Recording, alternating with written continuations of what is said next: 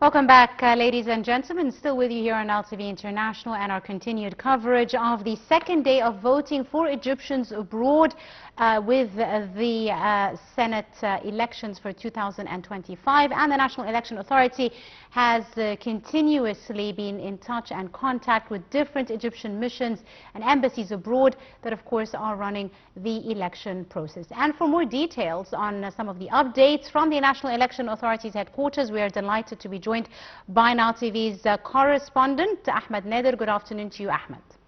Good afternoon, Angie.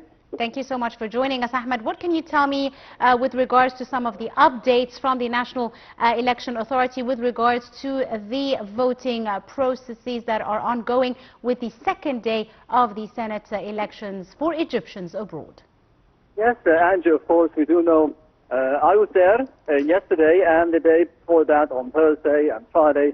And for Nile TV International, we had this special coverage ever since 12 a.m. on Friday, starting the first day for the elections abroad, for the Senate elections for the upcoming round of 2025 until 2030.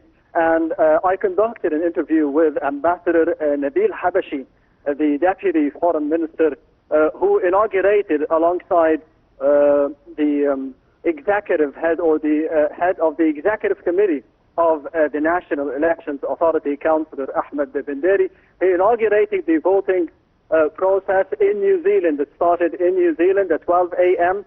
on Friday for the first day, and of course for the 1st of August, and now it is the second day of voting for the Egyptian expatriates living abroad, as you mentioned, Angie. And today we are expecting and anticipating in a couple of hours' time the next press conference that will be taking place at 4 p.m. Cairo local time.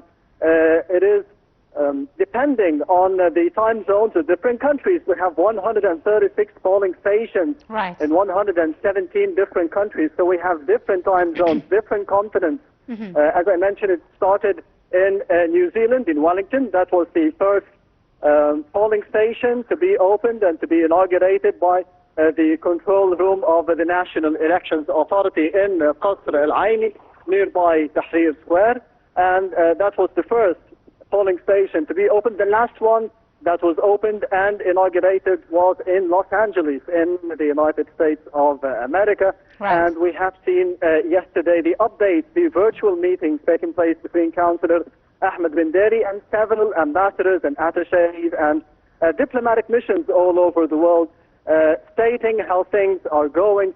It was all more about the number of expatriates, the numbers of voters, the digital systems that were applied and were introduced by the National Elections Authority, and the ambassadors and the consuls, they had training how to be dealing with those systems, how to be dealing with the new databases and the digital systems that we have seen being applied. It was a major help for the voters, for the ambassadors, for the civil servants, for the attachés there to be having better procedures, facilitated procedures, but we are anticipating another press conference at 4 p.m.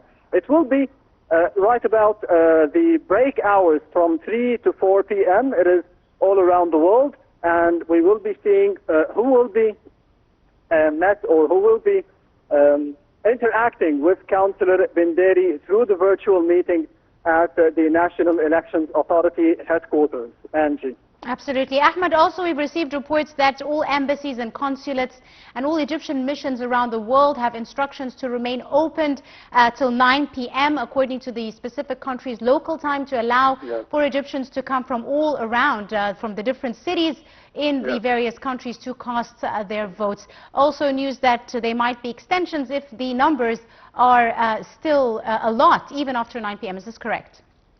Yes, there are two questions there. One of them is that you mentioned that we start at 9 a.m. It is being concluded or ended at 9 p.m. According to each time zone or to the local times of each country.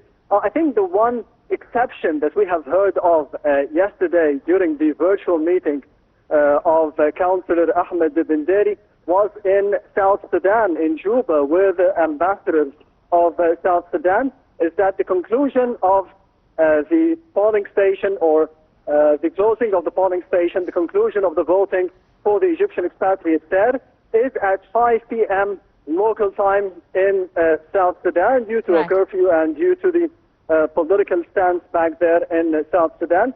Other than that, each country, as we have seen, especially yesterday, the virtual meeting, we had meetings between Councillor Benderi and ambassadors for Egypt, of course, from the Netherlands, Greece, Cyprus, Tanzania, Africa, Asia, even Hong Kong.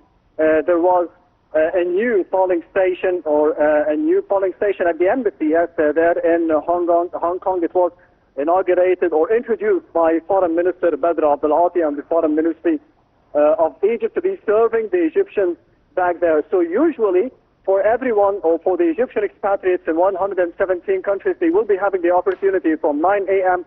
until 9 p.m. with the break hour at 3 till 4 p.m. That is the break. You mentioned the numbers as well. There could be an extension.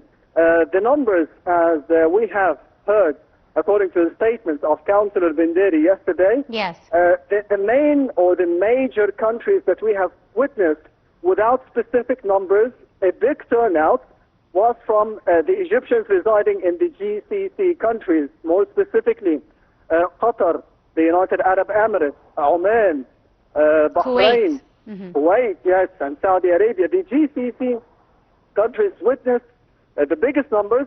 We don't have the exact numbers right now because it could be changing every hour, but this is the answer to your question. I think those are the countries that could be witnessing an extension in the hours. But other than that, as we did see the numbers in Cyprus, for example, in Holland, in Canada or the United States, they don't have the same turnout as in the GCC countries in specific, Angie.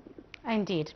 Right. Our correspondent Ahmed Nader reporting from the National Election Authority headquarters. Thank you very much for your updates, and of course we'll be joining you throughout the day for further updates. Thank you very much, Ahmed. Ladies and gentlemen, we still continue our coverage here on Nile TV International. A short break, and we'll be back for more. Do stay tuned.